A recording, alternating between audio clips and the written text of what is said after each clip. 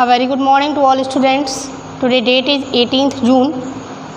Class 10th, subject is history, and we are discussing the first chapter of history, the rise of nationalism in Europe.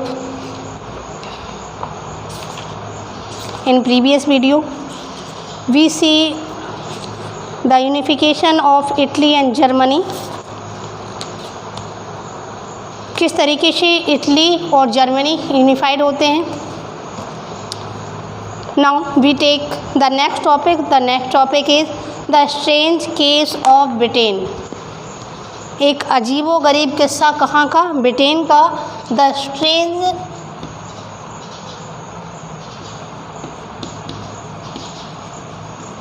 strange case of Britain.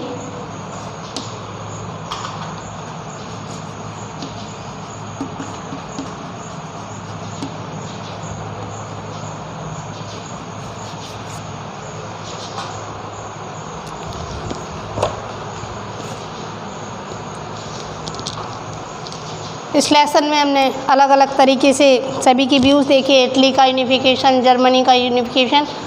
अब देखते हैं कि साथ में ही Britain में क्या हुआ, किस तरीके से ब्रिटेन में को यूनिफाइड किया होगा. चलिए देखते हैं. The model of the nation और the nation state some scholars have argued is Great Britain. जो कुछ स्कॉलर्स हैं उनका ये मानना है कि जो नेशंस हैं और जो नेशन स्टेट्स बने हैं उनके लिए किसका मॉडल लिया गया है? The great Britain. Great Britain का मॉडल लिया गया. In Britain the formation of the nation states was not the result of sudden upheaval और रेवोल्यूशन. अब जो इन ब्रिटेन में जो नेशन स्टेट्स का फॉर्मेशन हुआ वो अचानक से किसी रेवोल्यूशन और किसी उठापटक या उथल पथल का नतीजा नहीं था, बल्कि it was the result of a long drawn out process. बल्कि एक लंबी चौड़ी प्रक्रिया का हिस्सा था ये. There was no British nation prior to the 18th century. 18th century के पहले ब्रिटेन, यहाँ पे कोई ब्रिटिश नेशन नहीं था ब्रिटेन में. The primary identities of the people who inverted the British Aizawl were ethnic one. जो प्राइमरी आइडेंटिटी, जो पहली और प्राथमिक पहचान थी वहाँ के लोगों की ब्रिटिश आइजल की, वर एथनिक वन. क्या थी? एथनिक थी. सच एज इंग्लिश वेल्स थे, स्कॉट और आयरिश. इनकी मेन क्या पहचान थी? इंग्लिश थे, वेल्स थे, स्कॉट और Irish. All of these ethnic group had their own culture and political tradition. और जितने भी एथनिक ग्रुप्स थे इनकी अपनी खुद के कल्चर, ट्रेडिशन और प्रैक्टिसेस थे. But as the English nation steadily grow in wealth. लेकिन जैसे ही जो इंग्लिश नेशन थे वो इनके पास पैसा हो गया, ज़्यादा वेल्दी हो गए, importance and power, it was able to extend its influence over the other nation of the island. जैसे ही इंग्लिश जो ग्रुप थे इंग्लिश पीपल्स के, इनके पास पैसा आया, ये वेल्दी हुए, वैसे ही इन्होंने अपने पावर को और ज़्यादा बढ़ाया और दूसरे नेशंस के ऊपर अपना प्रभुत्व स्थापित करना शुरू कर दिया. नेशंस का मतलब जो उनके और ग्रुप्स थे उनके ऊपर इन्होंने अपना पावर स्टेबल कर लिया. The English parliament which had seized power from the monarchy in 1688 at the end of protracted conflict. The English parliament जिसको पावर कब मिला? 1688 में, at the end of protracted conflict, एक लंबे से संघर्ष के बाद. was the instrument through which a nation state with England as its center. और जो was the instrument, एक क्या था? एक इंस्ट्रूमेंट था through which a nation state, जिसके द्वारा एक नेशन स्टेट बना, with England as its center. England कहाँ था? इसके सेंटर में था. came to be forced, इसको स्थापित कर दिया गया. द एक्ट ऑफ यूनियन कब आया? 1707 में, between England and Scotland that resulted in the formation of United Kingdom of Great Britain. जो एक एक्ट ऑफ यूनियन बना किसके बीच में, इंग्लैंड और स्कॉटलैंड के बीच में, जिसके द्वारा किसकी फॉर्मेशन हुई, United Kingdom of Great Britain की फॉर्मेशन हुई। Mean in effect that England was able to impose its influence on Scotland. इसका मतलब ये है, निकल के आया कि जो इंग्लैंड है उसने अपना इन्फ्लुएंस किसके ऊपर बना लिया है, स्कॉटलैंड के ऊपर। The British parliament was henceforth dominated by its English member. तो जो ब्रिटिश पार्लियामेंट थी उसको किसके द्वारा डोमिनेटेड किया जा रहा था, इसके इंग्लिश मेंबर्स के द्वारा इसको डोमिनेटेड किया जा रहा था। The growth of British identity meant that Scotland distinctive culture and political institution was systematically suppressed. The growth of British identity, जैसे जैसे ब्रिटिशर्स की पहचान आगे बनती गई, इसका मतलब ये है कि स्कॉटलैंड डिस्टिंक्टिव कल्चर, जो स्कॉटलैंड के विभिन्न कल्चर्स थे, संस्कृति थी, एंड पॉलिटिकल इंस्टीट्यूशन, जो राजनीतिक संस्थान बने हुए थे, बस सिस्टमेटिकली सरप्रेस्ड, उन्हें पूरी तैयारी के साथ उनके ऊपर सप्रेस, उनको ख़त्म कर दिया गया।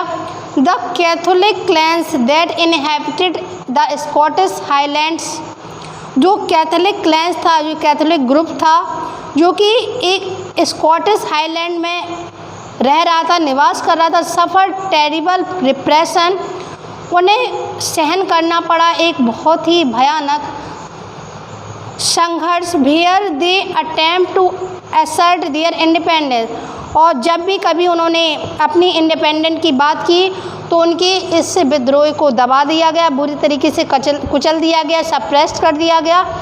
The Catholic clans that inhabited the Scottish highlands suffered terrible repression whenever they attempt to assert their independence. The Scottish Highlanders were forbidden to speak their Gaelic language. और जो स्कॉटिश हाईलैंडर्स थे, जो जमींदार थे, वर फॉरबिडन, उनको मना कर दिया गया क्या बोलने से, जो उनकी गैलिक, जो उनकी आपस में बोलचाल की भाषा थी, गैलिक लैंग्वेज थी, और वेयर देयर नेशन ड्रेस, और जो उनकी राष्ट्रीय वेशभूषा थी, और साथ और large numbers were forcefully driven out of their homeland. सबसे पहले उनकी जो भाषा थी उसको बदला, साथ में उनकी वेशभूषा को ही बदल दिया, और इसके तहत कई लोग जो हैं अपने घरों को छोड़ के चले गए। Ireland suffered a similar fate, Ireland के साथ भी सेम वैसे ही हुआ। It was a country deeply divided between Catholics and Protestant, और जो आयरलैंड कंट्री थी ये भी डिवाइडेड थी किसके बीच में, कैथोलिक और प्रोटेस्टेंट के बीच में। The English help the Protestant of Ireland to stable their dominance over largely Catholic country. जो इंग्लिश थे वो प्रोटेस्टेंट को काफ़ी फेवर कर रहे थे कि वो क्या करें, कैथोलिक्स के ऊपर अपनी सुप्रीमेसी बना लें। Catholic revolt against British dominance were suppressed, जो कैथोलिक ने इसके विरोध में जो रिवोल्ट किया उसको बुरी तरीके से कुचल दिया गया। After a failed revolt led by the Wolfe Tone, एक असफल रिवोल्ट के बाद जो किसके द्वारा चलाया गया था, वोल्फेटॉन के द्वारा चलाया गया, and it's his United Irishman Ireland was forcefully incorporated into United Kingdom in 1804, और जो आयरलैंड था उसको दबावपूर्ण तरीके से यूनाइटेड किंगडम में 1801 में मर्ज कर लिया गया, मिला लिया गया। A new British nation was forged through the propagation of a dominant English culture. इस तरीके से एक नए ब्रिटिश नेशन का जो है निर्माण होता है, बन के तैयार होता है, जो कि इंग्लिश कल्चर से भरा हुआ था। The symbols of new Britain, जो न्यू ब्रिटेन्स के जो सिंबल बन के आए वो क्या थे, द ब्रिटिश फ्लैग, एक ब्रिटिश फ्लैग बना, Union Jack, the national anthem God save our noble king, जो नेशनल एंथम बना वो था God save our noble king, and the English language were actively promoted, the older nation survived only subordinate partners in the union, और जो English थी वो promoted, उसको promoted किया गया, और केवल इस तरीके से जो ब्रिटेन का एक स्ट्रेंज केस निकल के आता है, किस तरीके से जो है वहाँ के लोगों की कल्चर को बदला जाता है, किस तरीके से बदलाव होते हैं। तो आपका ये वाला topic the strange case of Britain is also finished. Tomorrow we will move the next topic visualising the nation. जब ये सारी जो प्रोसेस ख़त्म होती है, सभी ने अपने अपने रिवोल्ट की, रेवोल्यूशन की, उसके बाद जब नेशन स्टेट बनते हैं तो लोग क्या करते हैं, अलग अलग तरीके से अपने तरीके से विजुलाइज करते हैं नेशन को। जैसे कि हम कह सकते हैं कि आज हम अगर भारत को डिनोट करते हैं तो भारत के लिए क्या बनता है, भारत माता की पिक्चर बनी होती है, जंजीरों में जकड़ी रहती हैं। तो इसी तरीके से कल हम देखेंगे किस तरीके से विजुलाइजिंग किया गया नेशंस को, और जल्दी लेसन भी आपका फिनिश हो जाएगा। एक आध दिन के टॉपिक्स और हैं, जो आज पढ़ाया उसको फिर से एक बार पढ़िए, अच्छे से स्टडी करिए। चैनल को सब्सक्राइब करना ना भूलिए, जिससे कि आपको नेक्स्ट वीडियो के नोटिफिकेशन मिलते रहें। Now thank you, have a nice day and take care.